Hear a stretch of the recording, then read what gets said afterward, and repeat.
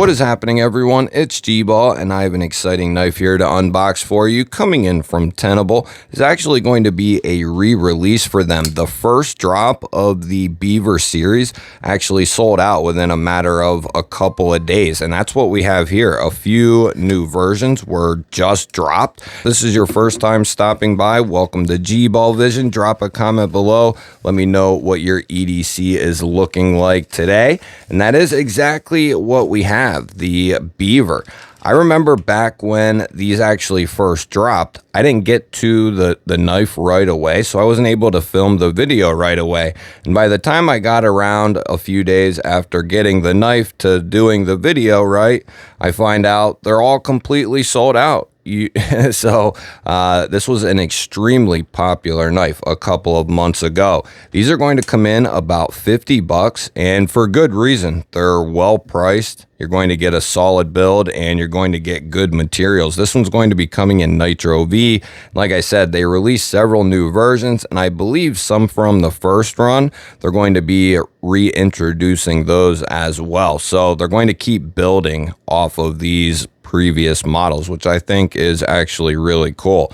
And then textured G10 here for the handle material, as well as the backspacer, their standard deep carry clip, and it is going to be left-hand friendly. Crossbar lock for our locking mechanism, which is done really well. They've actually grown quite a bit, I would say.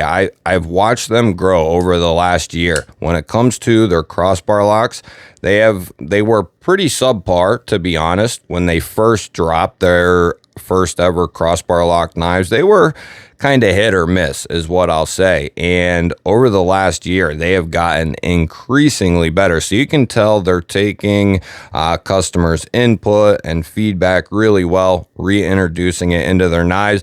And one thing about Concept and Tenable, if you didn't know, Tenable is the sister company to Concept. Their QC is top-notch stuff.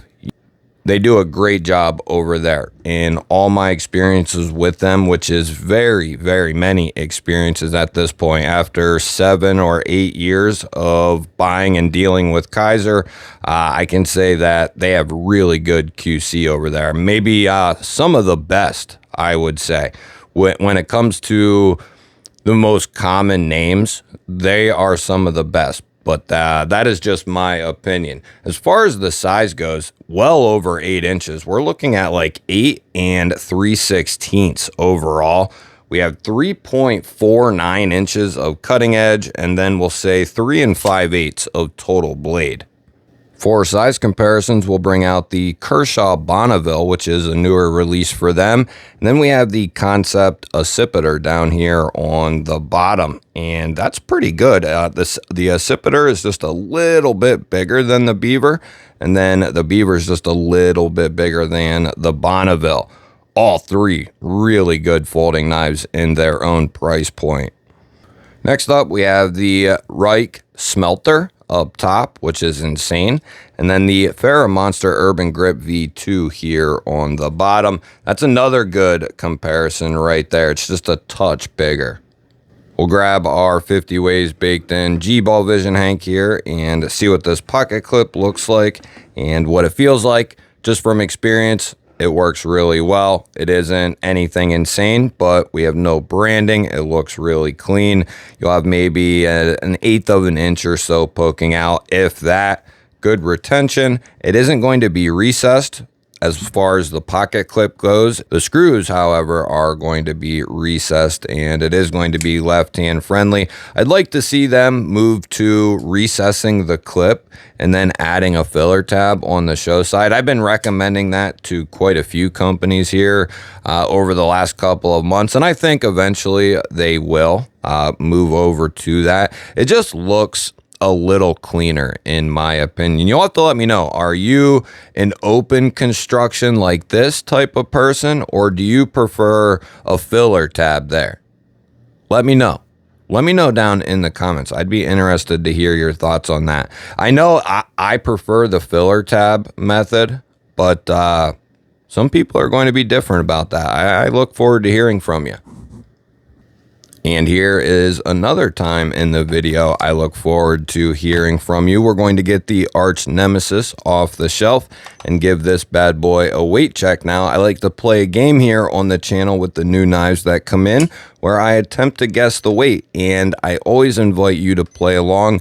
You can put your guess in down in the comments, ounces or grams, whichever you prefer. Even if you already have a comment down there, go ahead and put your guess. And if you're enjoying this video, you like knives and gear, you're in the right place. Double check and make sure you're subscribed here to the channel. I'm going to give this guessing game a go here, and I'm going to say that it's pretty hefty. I'm going to say 3. There is steel liners in there, by the way. I'm going to say 3.7. Oh, I got smoked. See, I feel rushed is what it is. I think I could dial it in even better, but I feel like I'm rushed sometimes, and then that messes up my guess. That's exactly what it is. I think I could hone in if I really sucked it all in like I do sometimes.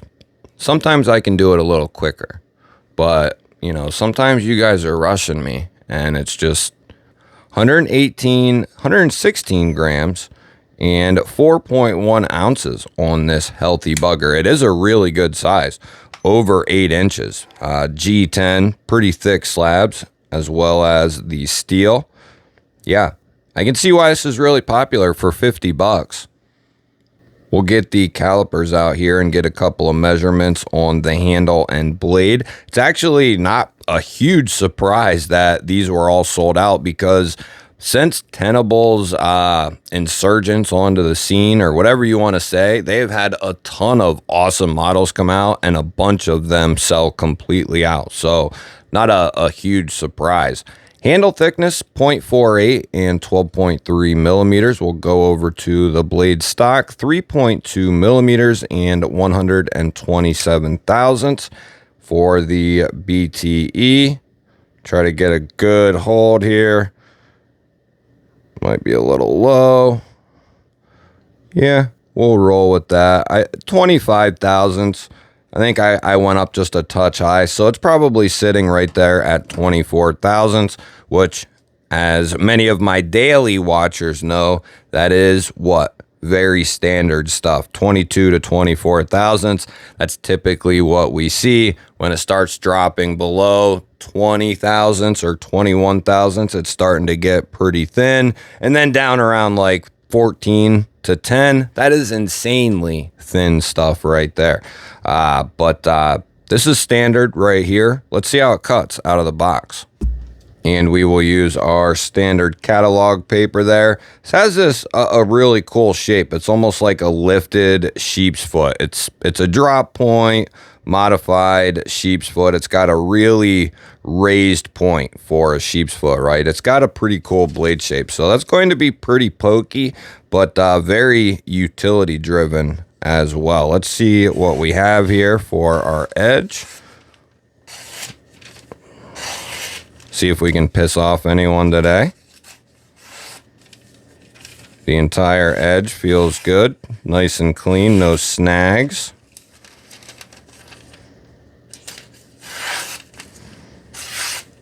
Yeah, feels good. Very, very good on the edge department right there. It just goes to show you that you don't have to have insanely thin behind the edge to have a good slicer, a good cutter. You know, it's cool if you go insane with it, but you know, just speaking, I'm not insane with like the edges and sharpening and angles, and I just don't got time for it. I probably would be otherwise, but looks like we have T8 on the body. Felt like T10 there on the pivot. Let's see about these pocket clip screws. Those are going to be T6. So looks like you're going to need a T8, 6, and 10 for this fella right here. Yeah, you are. So we got like a spider coat type build here. T6, 8, and 10. All going to be needed if you want to completely strip this knife down. Not the end of the world, because if you got one, you most likely got the other 3 as well. And if you don't, I highly recommend picking up the off-grid driver. I have a link for it down in the description. You can search it up yourself. You know, I literally get 3% of a commission on these if you buy one. So it matters not to me. That's not why I show it. I show it because I think it's an awesome driver and an awesome setup. You get a T6, 8, and 10 with it. Really good stuff. Off-Grid is a phenomenal company over there in Cali, very supportive of most of the things we all love, but essentially a lot of the things that I really like in life as well. But T6, 8, and 10 off of that little tantrum there, or whatever you want to call it. Perfectly centered up, good solid springs in there. Very good. You can tell they've dialed it in. Dialed it in. And that's what it's about. That's what it's about. How do you continue to respond? And Concept and Tenable have really responded well. I think they've made a lot of fans over the last year or so. A lot of new fans kind of reinvigorated with older fans of Concept.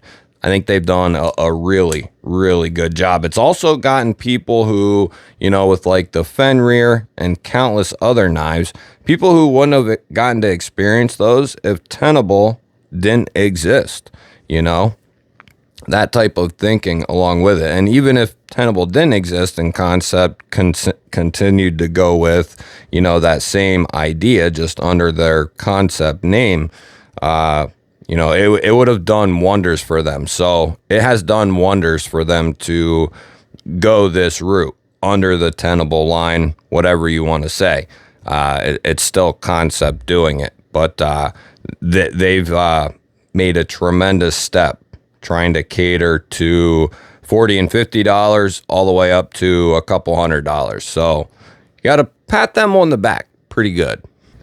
At least I do, anyway. I think they've done a really good job. We're going to go ahead and test this lockout. I don't think we're going to have any issues. We'll check for play up and down, side to side. I don't feel anything. Coated blade. The crossbar lock is not coated, though, which is good. Looks like that's been... We'll see. It looks like there is some coating there, so we'll see if that causes any issues. It looks like there is some slight coating there, and that's what I'm talking about to many of you who are interested in that. You get a little bit of coating in there, just even a little bit. It can cause a hell of an issue with the lockup because these coatings are insanely slippery. So makes it tough for the lock. Let's go ahead. We'll start out with a light tap out towards the tip. No, it sounds good. Sounds good.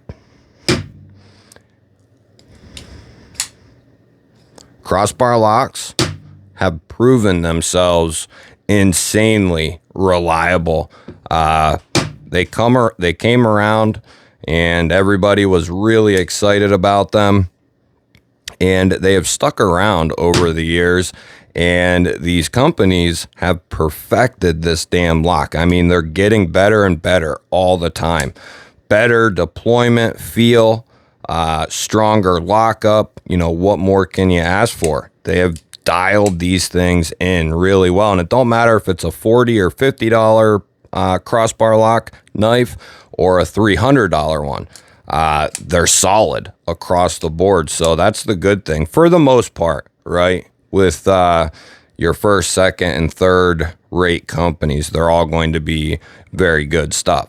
Yeah, this is really solid. Let's give it a couple more here just to be sure. Just to be sure. Got to be thorough. Feels good. Feels good. Got to get my aiming thumb down.